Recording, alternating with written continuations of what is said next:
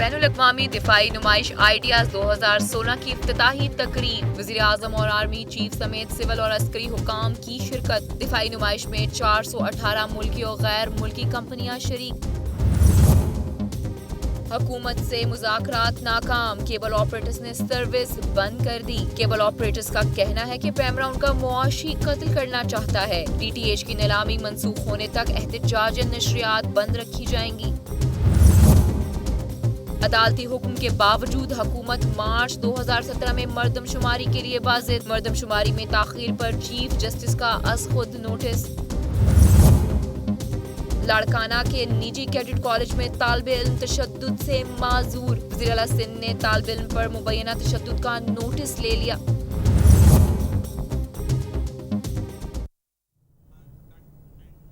السلام علیکم، میں ہوں علینا الیاس اور ہمارے ساتھ موجود ہیں انجم رشید صاحب اور آپ کو خوش آمدید کہتے ہیں شو میں۔ سب سے پہلے بات کریں گے عمران خان صاحب کے حوالے سے، لندن سے وہ واپس آ گئے، ابھی پریس کانفرنس بھی کر رہے تھے۔ عمران خان صاحب ٹو دا پوائنٹ تھے، کمپوز تھے، یہ تو ہمیں نظر آ ہی رہا تھا، لیکن کہیں نہ کہیں وہ آج ڈپریس بھی لگے انجم صاحب۔ مجھے لگ رہا تھا کہ انہیں سمجھ نہیں آ رہی کہ آنے والے دنوں میں کیا ہوگا۔ انہوں نے کہا ایز اے پولیٹیکل پارٹی تو میں نے جو کرنا تھا وہ میں نے کر دیا، لیکن اب جو ہے وہ سارا سپریم کورٹ پہ ہے، تو سپریم کورٹ پہ ایک بڑی رسپانسبلٹی جو ہے وہ آ گئی ہے، اور اس کے ساتھ ساتھ انہوں نے یہ کہا کہ اب ان کے پاس اور بھی ثبوت ہیں۔ تو آپ کیسے دیکھ رہے ہیں آنے والے دنوں میں اس سارے پاناما کیس کو؟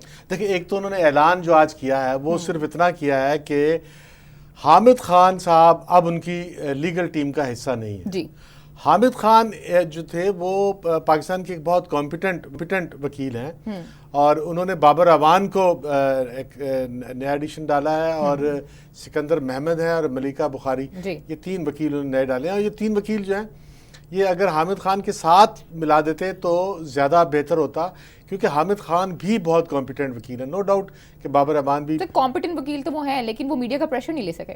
نہیں، وہ میڈیا کا پریشر عمران خان نے کہا ہے کہ وہ میڈیا کا پریشر نہیں لے سکے، لیکن حقیقت یہ ہے کہ وہ عمران خان کا پریشر نہیں لے سکے، اس لیے کہ عمران خان نے جو ہے وہ ٹیم پر جو ہے وہ انسیٹسفائیڈ، ایک غیر اطمینانی کا اظہار کیا تھا لیگل ٹیم پر، اور لیگل ٹیم پر ایکچولی تو سپریم کورٹ کے اندر ایک تنقید آئی تھی جس میں انہوں نے کہا تھا کہ بھی آپ کس کا کیس لڑ رہے ہیں، آپ غلط کیس لڑ رہے ہیں۔ تو یہ سپریم کورٹ کے ججز جو ہیں وہ اس طرح بات کرتے ہیں، لیکن اس کا مطلب یہ نہیں ہوتا کہ آپ اپنے وکیل کو بدل دیں۔ حامد خان جو ہے یہ خاص نوعیت کا مقدمہ ہے، اس نوعیت میں جو ہے وہ کورٹ جو ہے وہ ایک جرم کے اوپر فیصلہ دینے جا رہا ہے کہ کیا میاں نواز شریف نے جو پیسے باہر بھیجے ہیں وہ کرپشن کے پیسے ہیں یا وہ جائز پیسے ہیں، اور یہ اور ڈائریکٹ جو ہے وہ۔ سر یہ آپ زیادتی کریں، اگر نون لیگ اپنے وکیل میں سے وکیل پہ وکیل لے کر آ سکتی ہے، تو اگر یہ اپنا وکیل چینج کر دیتے ہیں تو کون سی اتنی بڑی بات ہے، کیونکہ یہ تو عوام کا مسئلہ ہے نا، آپ نے اپنی بحث دینی ہے، وہ اپنی طرف سے کوئی ڈیفیشنسی نہیں چاہتے ہیں۔ وکیل پہ وکیل لے آنا،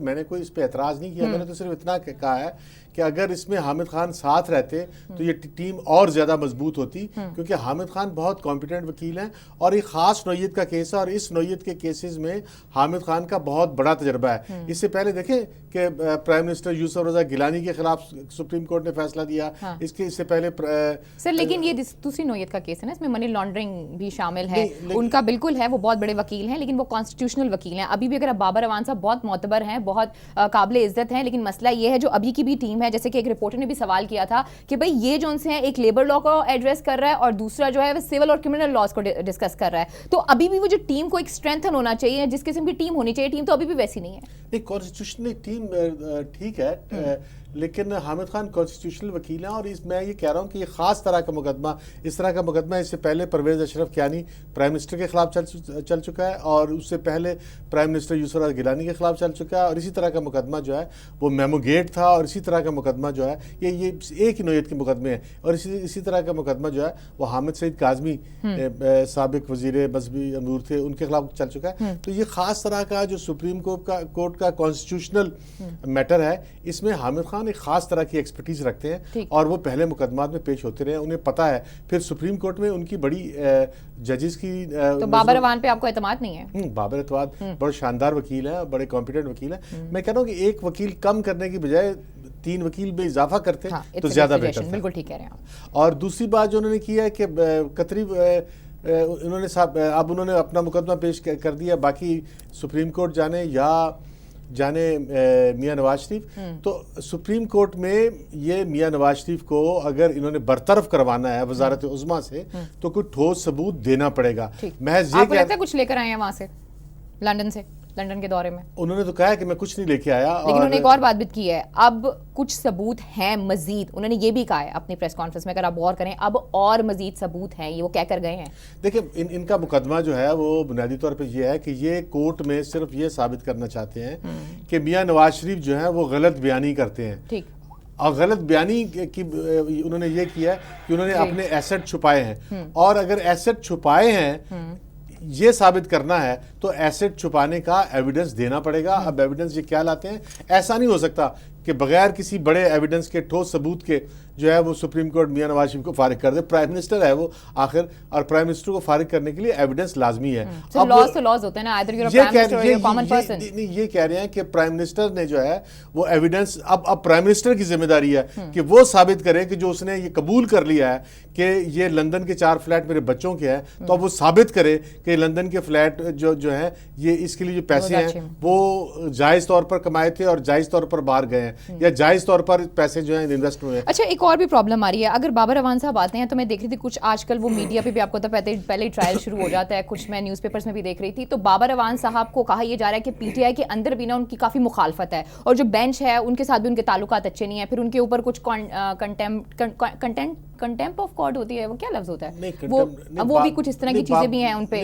تو ایک ایسا شخص جو اتنا کنٹروورشل پہلے ہی ہو جائے، کیا وہ کیس کو مزید سپورٹ کر سکتا ہے؟ Do you think so? ہاں، Babar Awan is very competent lawyer, اور اس میں کوئی شک نہیں ہے. اور بابر اعوان کے خلاف کوئی سپریم کورٹ میں کوئی ایسی رنجش نہیں ہے.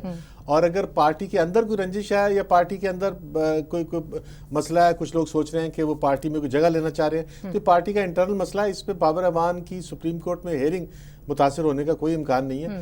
میں تو صرف اتنا کہہ رہا ہوں کہ بابر اعوان کے ساتھ حامد خان ہوتے تو یہ بڑا اچھا کمبینیشن ہو جاتا، بہت شاندار کمبینیشن ہوتا. انہوں نے صرف حامد خان کو جو ہے وہ الگ کیا ہے، اور وہ الگ نہ ہوتے تو یہ مقدمہ زیادہ بہتر ہوتا.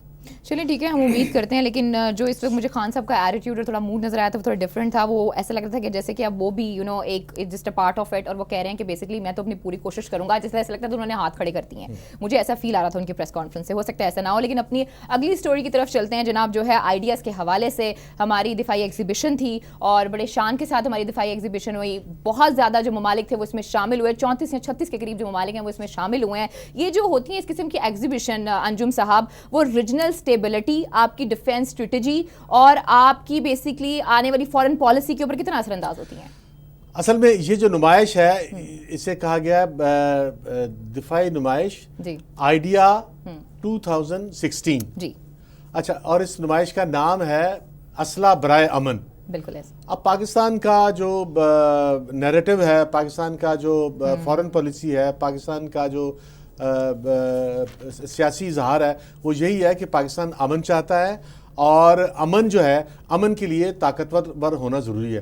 ایک کمزور آدمی جو ہے وہ امن قائم نہیں کر سکتا.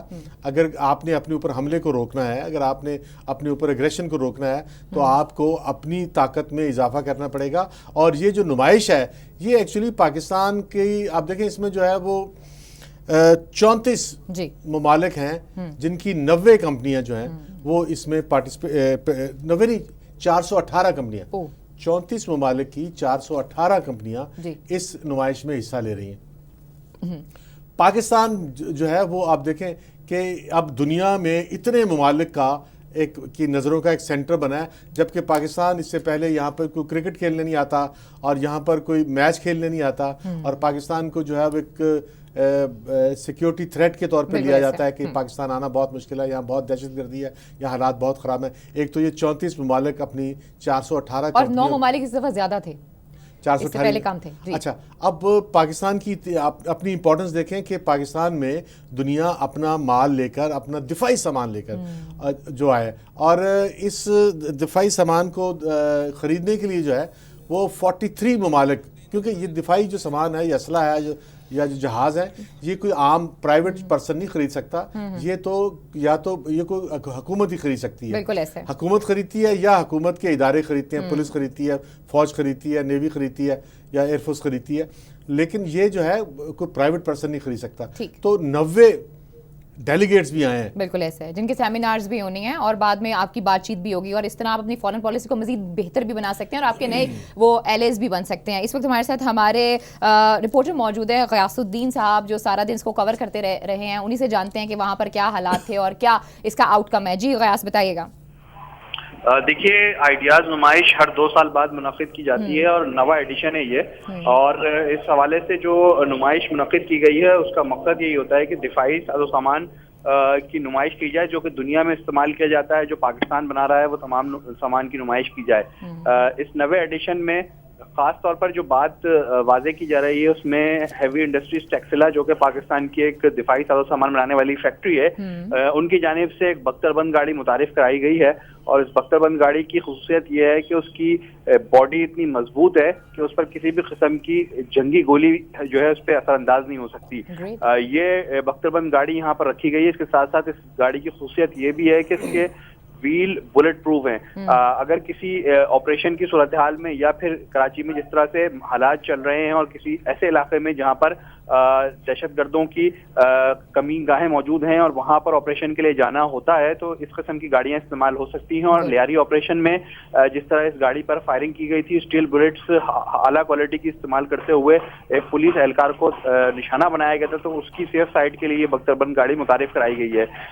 दूसरी अहम बात, जो JF-17 थंडर तैयारे हैं, पाकिस्तान के जंगी जहाज हैं, वो यहाँ पर डिस्प्ले किए गए हैं. इसके साथ साथ सुपर मशाक तैयारे वो भी यहाँ डिस्प्ले किए गए हैं. अल खालिद टैंक, अल जर्रार टैंक, ये पाकिस्तान की पहचान है और यही यहाँ पर डिस्प्ले में रखे गए हैं और टैंक्स को नुमाइश के लिए रखा गया है. दूसरी अहम बात, अच्छा गयास, अल खालिद और अल जवार, अच्छा ये टैंक पाकिस्तान में बने हैं? जी बिल्कुल, ये पाकिस्तान मेड टैंक्स हैं और अब इसके साथ मुआहदे होने जा रहे हैं इस एग्जीबिशन के दरमियान में यूक्रेन के साथ. और अब यूक्रेन पाकिस्तान के इन टैंक्स को अपनी बाहमी मुश्तरका एक MOUs के जरिए इनकी मेकिंग करना शुरू कर देगा, इनको तैयार करना शुरू कर देगा. और इसमें जो मावनत दी जाएगी वो हैवी इंडस्ट्रीज टेक्सला के इंजीनियर्स देंगे. और ये वो टैंक्स हैं जो पाकिस्तान के बॉर्डर्स पर मौजूद होते हैं और जो पाक फौज इस्तेमाल करती है. अच्छा, और कौन कौन से ममालिक हैं जो इसमें पार्टिसिपेट कर रहे हैं? देखिए, सबसे इम्पोर्टेंट मुल्क अंजुम साहब इसमें रूस है.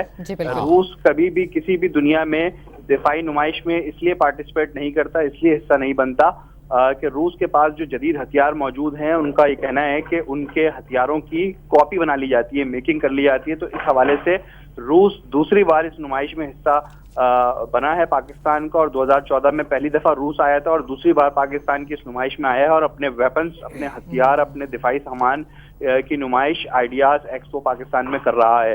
दूसरी इम्पोर्टेंट बात, जो चाइना जो पाकिस्तान का एक ब्रदर मुल्क है, उनकी जानिब से भी सिक्योरिटी सिस्टम्स मुख्तलिफ अक़साम के आए हैं, वो इस नुमाइश में हिस्सेदार बने हैं. इसके साथ साथ तुर्की मौजूद है, इसके साथ साथ बेल्जियम मौजूद है, यूक्रेन मौजूद है.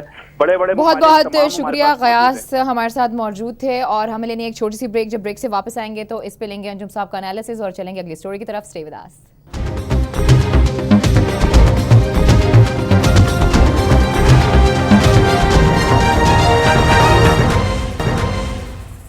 वेलकम बैक नाज़रीन, एक दफ़ा फिर आपको खुशामदीद कहते हैं. जी अंजुम साहब, ये जो आइडियाज़ है उसके ऊपर आप क्या कहेंगे? आइडियाज़ में एक तो देखिए पाकिस्तान का एक रोशन चेहरा लोगों के सामने आया है और पाकिस्तान के बारे में एक पॉजिटिव तासुर दुनिया में पैदा होगा कि पाकिस्तानी कौम भी जो है वो दुनिया की मोतबर कौमों में से एक कौम है. टेक्नोलॉजी और साइंस और एरोनॉटिक्स में जो है इसकी कोई इम्पोर्टेंस है. और इसके अलावा पाकिस्तान ने जो अल खालिद टैंक बनाया है और जो JF-17 थंडर जो जहाज़ है वो वाकई पाकिस्तान का एक टेक्नोलॉजी का और साइंस का और मेहनत का और मशक्क़त का एक जो है एक कमाल है कि ये जहाज़ जो है ये जहाज़ कुछ जंग में उस तरह से इस्तेमाल नहीं होता, लेकिन ये जहाज़ जो जंग की ट्रेनिंग है एयरफोर्स के नौजवान पायलटों के लिए, उसके लिए बहुत ही शानदार है. इसके अंदर जो है मनूवरिंग की आगे पीछे اس کے اندر جو صلاحیت ہے گھومنے کی یا دائیں بائیں بہت تیزی سے موو. لیکن غیاث نے جو بھی بات کی نا رشیا کے حوالے سے انجم صاحب, انڈیا کی اگر آپ نیوز پیپر آج اٹھا کر دیکھیں نا, ان کو بڑی تکلیف ہو رہی تھی کیونکہ اس سے پہلے جو 2014 میں ہماری یہ آئیڈیاز ہوئی تھی اس میں جو رشیا نے شو کی تھیں ویپنائزنگ اور ساری جو چیزیں دکھائی تھیں وہ اتنی کم تھیں, لیکن اس دفعہ انہوں نے کافی ایڈوانس ٹیکنالوجی جو ہے وہ ادھر لا کے رکھی ہے, جن کا ان کو کافی اس وقت پرابلم ہو رہا ہے, انڈیا کی آنکھوں میں رڑک رہی ہے یہ بات. دیکھیں یہ روس کا پاکستان میں دفاعی نمائش میں پارٹیسپیٹ کرنا, یہ پاکستان کی ایک بہت بڑی عزت کی بات ہے پاکستان کے لیے, اور پاکستان کی ایک کامیابی بھی ہے.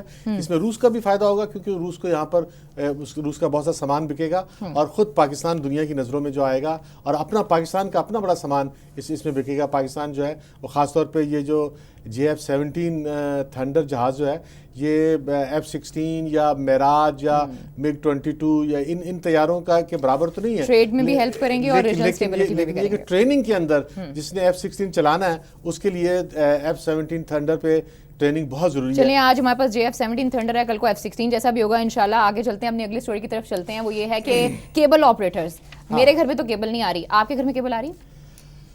ہاں کیبل جو ہے وہ لاہور میں کچھ علاقوں میں کیبل آ رہی ہے, کچھ علاقوں میں کیبل نہیں آ رہی, لیکن کیبل آپریٹر جو ہے انہوں نے ہڑتال کی بھی ہے. ان کی ہڑتال کی وجہ یہ ہے کہ کیبل آپریٹر یہ کہہ رہے ہیں کہ حکومت نے اعلان کیا ہے کہ وہ DTH direct to home technology ہے, ایسی ہے کہ وہ آپ کے گھر کے اوپر ایک پلیٹ اور ایک ساتھ باکس رکھ دیں گے, بغیر کسی تار کے, بغیر کسی کیبل کے جو ہے آپ کو ڈائریکٹ ٹیلی ویژن کے جو ہے 250 ٹیلی ویژن اسٹیشن جو ہے نظر آئیں گے, اور بہت ہی شفاف اور بہت ہی کلیئر اور بہت ہی اچھے کلروں میں نظر آئیں گے. اور یہ ٹیکنالوجی دنیا میں اب پوری دنیا میں رائج ہے, اور پاکستان میں بھی ٹیکنالوجی آ رہی ہے. اس کی 23 نومبر کو جو ہے اس کی نیلامی ہونی تھی DTH کی.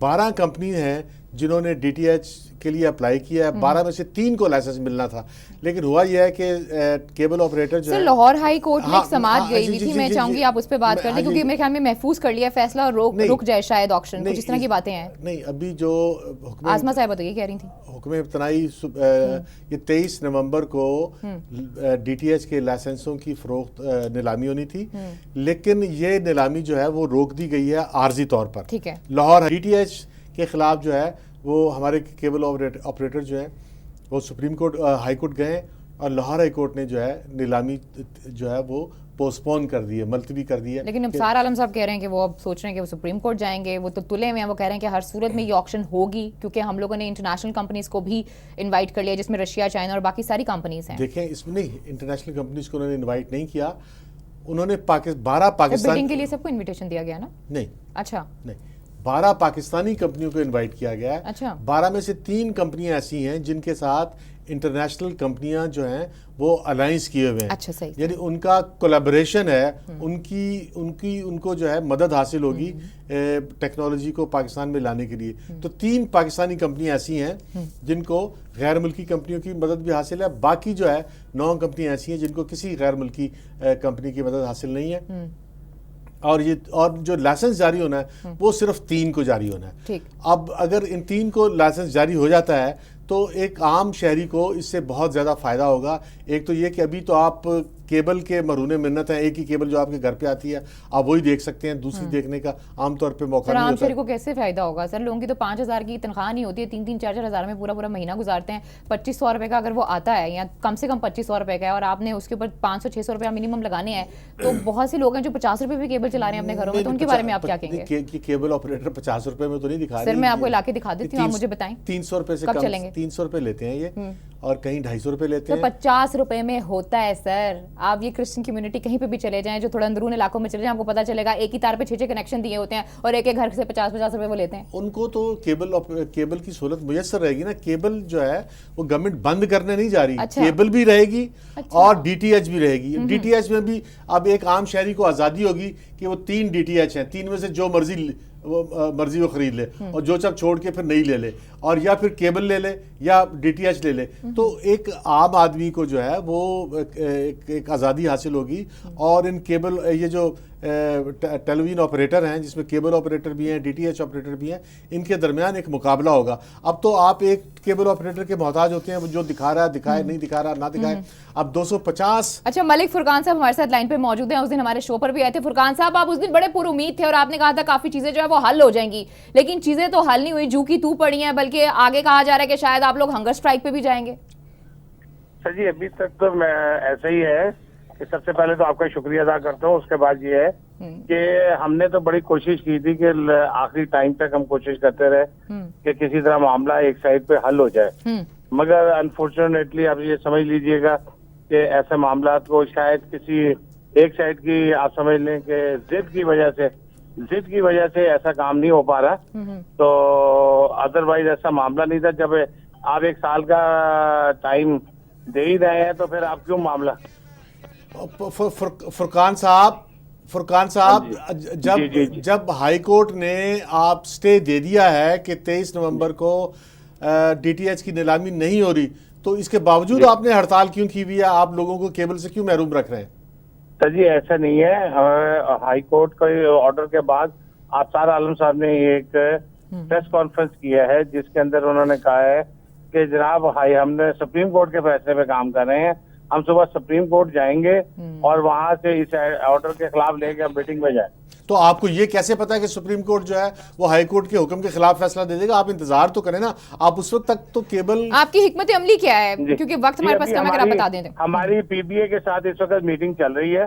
پی بی اے کے ساتھ ہماری میٹنگ کا جو بھی حل نکلے گا اس کے بعد ہم پریس کانفرنس کر کے اپنے اگلے جی ہمارے ساتھ لائن پہ موجود ہی رہیے گا. جیسے ہم بریک سے واپس آئیں گے اس پر مزید بات کریں گے. ناظرین کی فی الوقت ایک چھوٹی سی بریک کا, stay with us. Welcome back ناظرین, ایک دفعہ پھر آپ کو خوش آمدید کہتے ہیں. ابھی قائرہ صاحب موجود تھے اور ہم نے دیکھا بلاول صاحب بھی 30 نومبر تک موجود ہیں. تنظیمیں نو ہو رہی ہے, وہ کہتے ہیں نا جیالوں کے دن آ گئے ہیں. آپ کو نہیں لگتا کہ ایسے ہی ہے اب انجم صاحب؟ پیپلز پارٹی اپنے آپ کو جو ہے وہ آرگنائز کرنے میں لگی ہوئی ہے, اور پیپلز پارٹی پچھلے جو الیکشن تھے 2013 میں اس میں جو ہے وہ بہت زیادہ کام نہیں کر سکی تھی, اس لیے کہ طالبان نے جو ہے وہ دھمکی دی ہوئی تھی کہ اگر پیپلز پارٹی نے کوئی جلوس نکالا تو وہاں پہ بم سے اڑا دیا جائے گا. اور اس دھمکی کی وجہ سے پھر جو ہے بیوی شہید ہوئی تھیں, اور پھر یسر رضا گیلانی کا بیٹا اغوا ہوا تھا. تو 2013 کے الیکشن میں یہ پوری طرح سے فنکشن نہیں کر سکے تھے, اور اب یہ اپنے آپ کو دوبارہ ری آرگنائز کرنے کی کوشش کر رہے ہیں. اور پنجاب میں ان کی آرگنائزیشن تقریباً کافی بہت بری طرح متاثر ہوئی تھی, نہ ہونے کے برابر تھی. اب پنجاب میں یہ دوبارہ اپنے آپ کو سروائیو لائیو کر رہے ہیں, اور یہ بتا رہے ہیں کہ پاکستان میں جو ہے ان کا یوم تاسیس منایا جائے گا. اب یہ پتہ نہیں کتنواں یوم تاسیس بنتا ہے, 43واں یا 44واں. یہ کیونکہ 67 میں 1967 میں لاہور میں ڈاکٹر مبشر کے گھر پر جو ہے وہ پہلا کنونشن ہوا تھا جس میں پارٹی جو ہے وجود میں آئی تھی. اب 30 نومبر کو جو ہے یہ اب یوم تاسیس. چلیں بلاول میں ہمیں وہ چیز نظر آ رہی ہے, ایک سپارک نظر آ رہا ہے, ایک نئی لیڈرشپ نظر آ رہی ہے. کل جب ان کے والد کے حوالے سے بھی پوچھا گیا تھا, انہوں نے کہا تھا کہ میں پوری پارٹی کے جو سینئر لیڈر ہیں ان سے مشاورت کرنے کے بعد بات کروں گا. تو ان میں ایک ہمیں سیاستدان جو ہے آنے والا سیاستدان نظر آنا شروع ہو گیا. اب میں چاہوں گی کہ آپ واپس آئیں کیونکہ ہم نے اگلے ٹاپک کی طرف بھی چلنا ہے.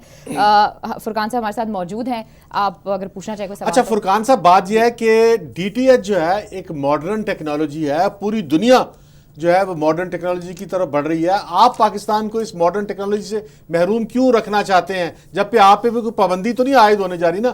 ڈی ٹی ایچ لگے گا تو ساتھ میں کیبل بھی کام کر سکے گی. یہ میری مرضی ہے, عام آدمی کی مرضی ہے کہ وہ کیبل دیکھے یا وہ ڈی ٹی ایچ دیکھے. آپ ترقی کی راہ میں رکاوٹ کیوں بنے ہوئے ہیں؟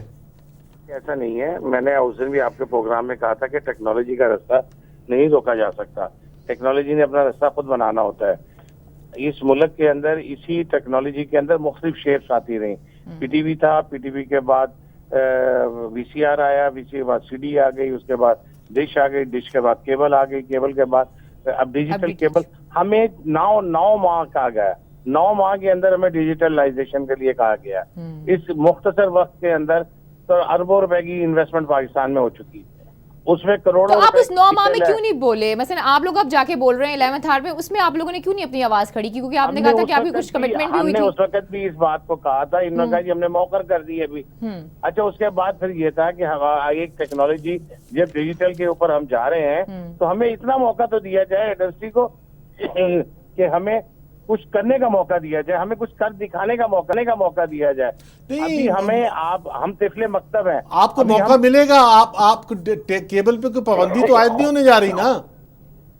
एक होता है, मुझे अगर DTH बेहतर लगेगा तो मैं DTH देखूंगा, और अगर आप बेहतर लगेंगे तो आपको देखूंगा। आप अपने किराए कम करें ना। आपने DTH, आपने जो है जो HD आप बॉक्स बेच रहे हैं वो 5,000 का बॉक्स बेच रहे हैं आप, और जो HD का जो किराया ले रहे हैं आप 500 रुपए किराया ले रहे हैं। आप अगर अपना बॉक्स सस्ता करें और किराया जो है वो कम करें तो मैं DTH क्यों देखूंगा? लोग 5,000 का बेच रहे होंगे, मुझे उनका नहीं मालूम है।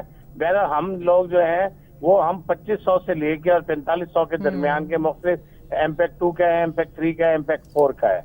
इस सब मुख्तलिफ टेक्नोलॉजी के बॉक्सेस हैं जो हम दे रहे हैं। बात यह है कि अभी तो हमने बॉक्स बेचना शुरू नहीं किया। पाकिस्तान में उतना कस्टमर जितना है उसके हिसाब से बॉक्सेस पाकिस्तान में मौजूद ही नहीं है। अभी हमें वो सहूलतें नहीं दी। आपने NOC रोके हुए हैं पैमरा ने।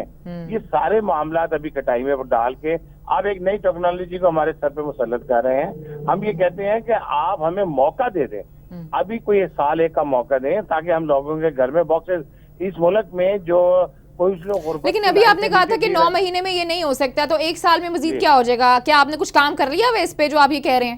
जी हमने जो 11 शहर थे उनके अंदर हमने कुछ 70% से 80% हमने लगा दी है। हमने डिजिटल सिस्टम लगा दिए हैं। अच्छा। अब जब डिजिटल सिस्टम लग गए हैं तो आप उसके बाद बॉक्सेस को बेचना है।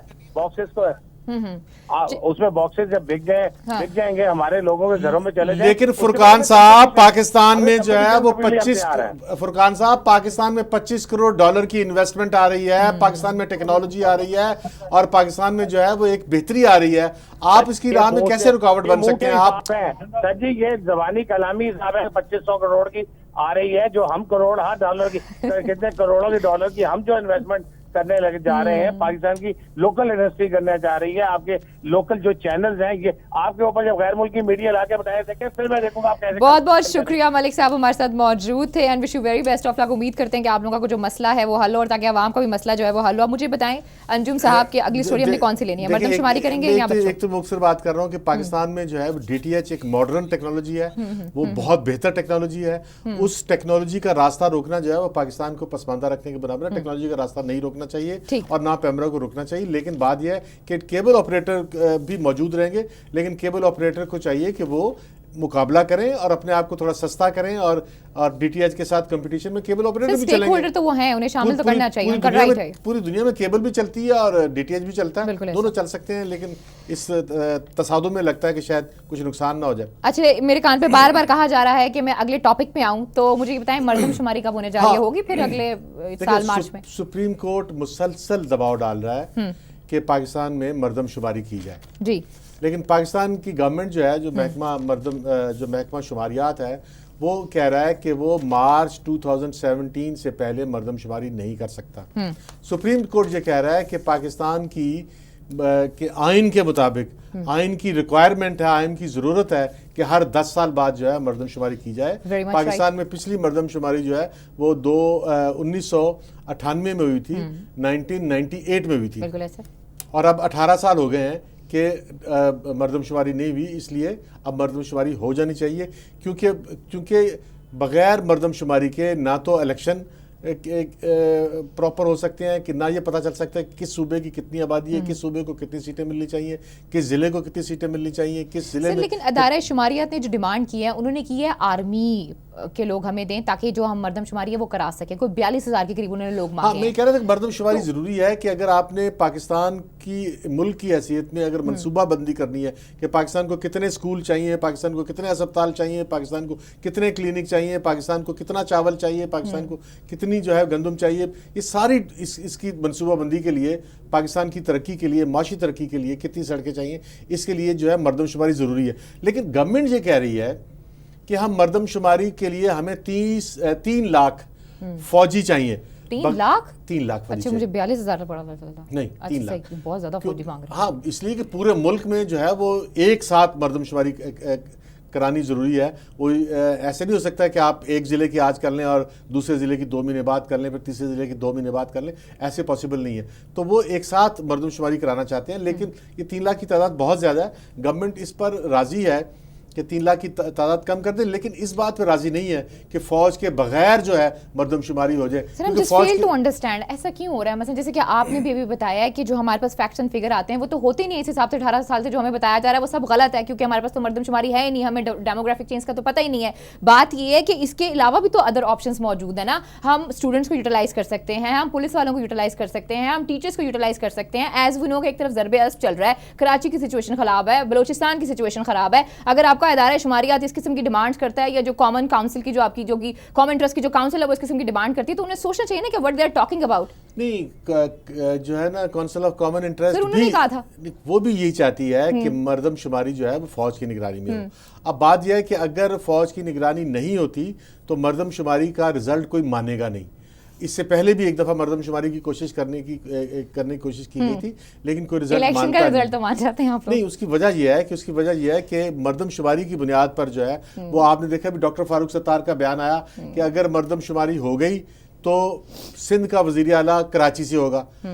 مطلب ان کا کہنے کا یہ ہے کہ سندھ کی جو کراچی کی جو آبادی ہے وہ سندھ کی آبادی سے زیادہ ہے, اس لیے وزیر اعلیٰ جو ہے وہ کراچی سے ہونا چاہیے. اب مسئلہ یہ کہ اگر مردم شماری جو ہے اگر اس میں جب بھی مردم شماری ہوئی ہے اس میں جو مختلف کانفلکٹ ہیں, سندھی اور مہاجر کا جو کانفلکٹ ہے سندھ میں, اس کی وجہ سے دونوں اقلیتیں جو ہے نا, دونوں کمیونٹی جو ہیں وہ اپنے ووٹوں کی تعداد زیادہ سے زیادہ کرانے کی کوشش کرتی ہے. حلقہ بندیاں دوبارہ سے ہوں گی, سب کچھ دوبارہ سے ہوگا, ووٹ بینک بدلے گا. کیونکہ مردم شماری میں اگر جس کمیونٹی کی جتنی زیادہ تعداد ہوگی اس کو اتنی زیادہ اقتدار میں سیٹیں ملیں گی, اس کو اتنے زیادہ جو ہے وہ بجٹ میں جو ہے وہ بجٹ ایلوکیشن ہوگی, اس کو اتنے زیادہ سکول ملیں گے, اس کو اتنے زیادہ جو ہے وہ ہاسپٹل ملیں گے. تو جو اور دیکھنے میں یہ آیا ہے کہ مختلف اقلیتوں کے درمیان تصادم اس قدر یہ ایک دوسرے سے سبقت لے جانا, مردم شماری میں اپنی تعداد کو زیادہ بتانے کی خواہش اس قدر ہے کہ وہ تشدد پہ اتر آتے ہیں اور زبردستی جو ہے وہ مردم شماری میں اپنے لوگوں کے نام زیادہ لکھواتے ہیں. یا پھر جو عملہ ہوتا ہے, اگر عملہ جو ہے وہ اسی کمیونٹی سے تعلق ہے تو عملہ بھی مل جاتا ہے. جب سارے ایشوز تھے تو 1918 میں بھی تو مردم شماری کرائی گئی تھی نا, تب بھی تو ہوئی تھی نا. ایک چیز پاسبل ہے تو آج اس کو پاسبل کرنا ڈیموکریٹک حکومت کے لیے, اتنے بڑے مینڈیٹ والی حکومت کے لیے کیسے مشکل ہو سکتا ہے سر؟ ہر طرف ان کی میجورٹی ہے, کرا لیں, ریسورسز دیں بلوچستان کو تاکہ ان کو بھی ان کے صحیح ریسورسز ملیں. بلوچستان کے اندر بھی جھگڑا ہے کہ پٹھانوں کی آبادی زیادہ ہے یا بلوچوں کی آبادی زیادہ ہے. پٹھانوں کی آبادی کم ہے لیکن اب کیونکہ افغان مہاجرین بڑی تعداد میں آ گئے ہیں, اگر جو ہے اور بلوچستان کے کچھ جو پشتون پولیٹیشین ہیں وہ کہہ رہے ہیں کہ جو افغان مہاجرین ہیں ان کو شناختی کارڈ بھی دیا جائے, ان کو شہریت بھی دیا جائے, ان کو ووٹر بینک بھی دیا جائے, ان کو مردم شماری میں بھی شامل کیا جائے. اور جو بلوچ رہنما وہ کہہ رہے ہیں نہیں یہ برداشت نہیں ہوگا. اب اگر فرض کریں کہ بلوچستان میں بلوچوں کی تعداد تقریباً 40-45 لاکھ کی ہے پچھلی مردم شماری کے مطابق. اچھا اگر بلوچوں کی تعداد جو ہے وہ مردم شماری ایسی کرائی جائے جس میں بلوچوں کی تعداد کم ہو جائے اور پشتونوں کی تعداد زیادہ ہو جائے تو بلوچستان کا وزیر اعلیٰ پھر پشتون ہوگا. بلوچستان کا وزیر اعلیٰ بلوچ ہو ہی نہیں سکتا. پشتون ہو یا جو بھی ہوگا تو وہ پاکستانی نا سر, ہم چیزوں کے بیچ میں کیوں چلے جاتے ہیں سر؟ اسی وجہ سے جا کے پھر ہمارے لارجر جو انٹرسٹ ہیں وہ پھر خراب ہوتے ہیں. ایسی باتیں نہ کیا.